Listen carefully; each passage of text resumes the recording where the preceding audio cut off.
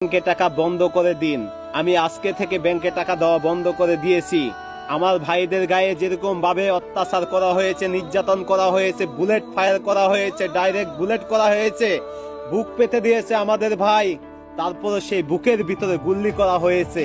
আমরা এই সরকারকে মানি না, মানবো না। এই অবৈধ সরকারকে আমরা পদত্যাগ চাই। সকল প্রবাসী আওয়াজ তুলুন, আমরা একত্র হয়ে এই দেশটাকে আবার স্বাধীন করে তুলবো। আমাদেরকে রেজাকার বলা হয়েছে, আমরা এটা দেখার জন্য আমরা এই প্রবাস করি। আমাদের টাকা দিয়ে বাংলাদেশ চলে, আমরা সহ্য করতে পারতেছি না এই অবৈধ সরকার। আমরা যে দিনের পর দিন, রাতের পর রাত আমরা প্রবাসের জীবনটা শেষ করে দিয়েছি, আমরা কি রেজাকার? প্রত্যেকটা প্রবাসী আওয়াজ তুলুন, নতুন ভাবে আমরা দেশ গঠন করতে চাই। আমার ভাইয়ের গায়ে, আমার বোনের গায়ে যদি আর একটা বুলেট চলে, তাহলে বাংলাদেশ আবার দ্বিতীয়বার হবে যুদ্ধ। প্রত্যেকটা প্রবাসী আওয়াজ তুলুন।